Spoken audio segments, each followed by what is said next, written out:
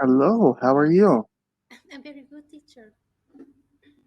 My name is Chris. What is your name? Mm. You can call me Lily. Okay. I live in Bangkok, Thailand. Where are you calling from? Well, I'm from Vietnam and I live in Ho Chi Minh City. Okay. So, how long have you been studying English for? Well, I think from my secondary school and now I am a sophomore student at university. Okay. What are you studying at university? Well, my major is business English. Okay. But I am not confident when speaking English to everyone, so I want to improve this skill. Understood. So that's the really good thing about Cambly is you get a lot of conversational practice Yeah. and that builds confidence. Teacher, So, teacher, yes. could you test my English speaking and give your feedback? Yes, that's actually exactly what I'm doing is I'm asking questions that you may say, well, why is he asking me about my hobbies or what I'm taking at university? I'm trying to get you to talk so I can understand what your level is. Yeah.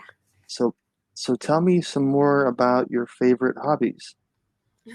Because usually in my free time, I search in the website such as YouTube, um, listening to music, especially for English song to improve my listening.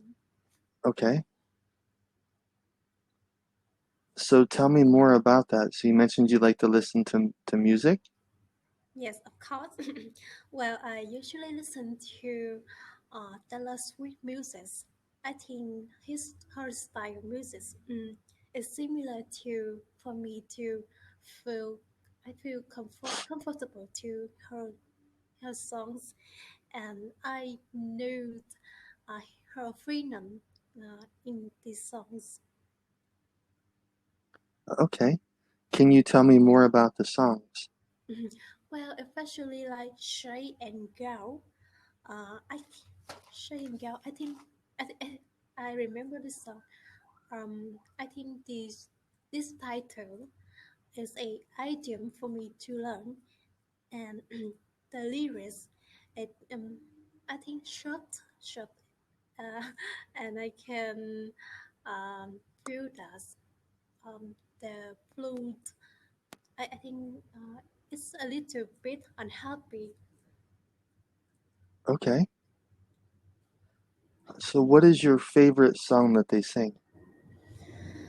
Well, I have lots of songs that I listen every day, but recently I have listened the song from Disney is How Far I'll Go, and the tempo is really powerful and it makes me happier, and I listen from a variety of version because it translates into Korean, Chinese, Malaysian, Thais.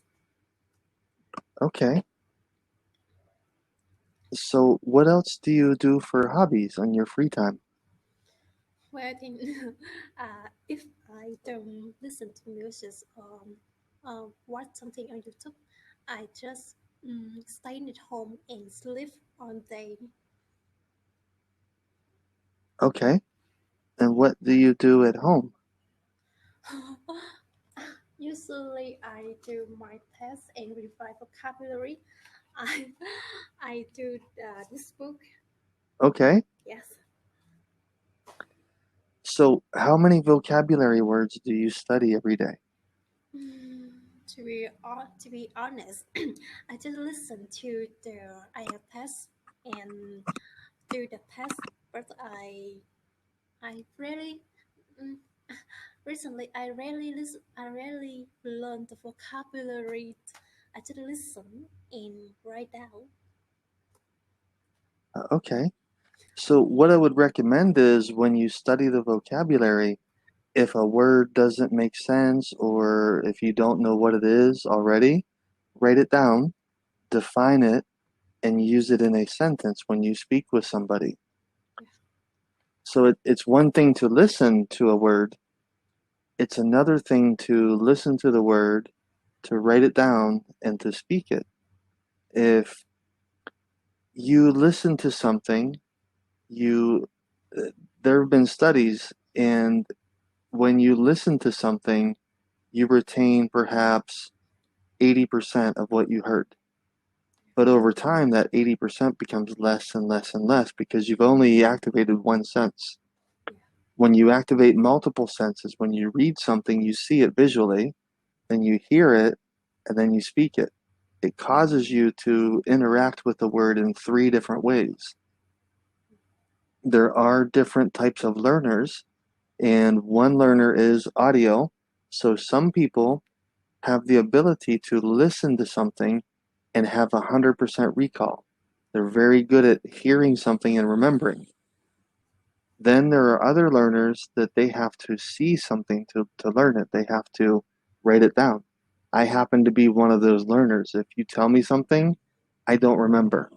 But if I write it down, I literally remember what part of the page that I wrote it down on. So when I study, people see me, I put my finger on the page and I flip very quickly and I find it and they say, "What are you doing?" And I say, "Well, that's where it's at." And they said, "What do you mean?" I said, "Well, that's the part of the page that I read it on." And and when I show people this, it baffles them. It boggles their minds. Yeah. And so the key thing to remember is the way you learn is the way you study.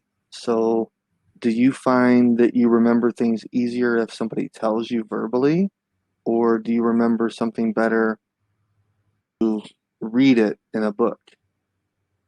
So which way do you learn better? Well, I don't know how I learn. Okay. When I was in high school, I could read something or I could sit in class and take notes and literally memorize everything. So I never studied. But when I went to university, I was spoiled. I never had to study before. So when I arrived at university, I actually had to study about the third year in. The amount of information surpassed my ability to remember things. And so I found that I was struggling to do things like papers because you can't memorize how to write a paper, not effectively. You can't memorize how to discuss what Shakespeare was thinking when he wrote something 300 years ago, which does anybody really know what he meant? Maybe not, right? Teacher, But yes, how about my how about my mapping? uh, your English is good. You have the ability to build sentences. I haven't seen anything, I haven't seen any major errors other than you need more confidence. You need to practice speaking more. Yeah. Do you ever use my mapping instead of not taking? Mind mapping. Yeah. You know, that's something that I'm actually not familiar with the term. Are you speaking about like neurological, like it's called NSL, neuroscience learning? Is that what you're speaking about? Mm, yeah, I think my mapping is a people draw, people paints, but I think it's kind of similar to not taking. Yeah. Okay. Yeah. Yeah, there's a whole area called NSL, neuroscience learning. Yeah. I believe this is very similar to what you're speaking about. Yeah. So we're almost out of time for today. What I would recommend is have more conversations on Cambly. And Yeah. when you have those conversations, bring some vocabulary words or bring an article you read recently and talk about it. Practice speaking about specific topics or subjects.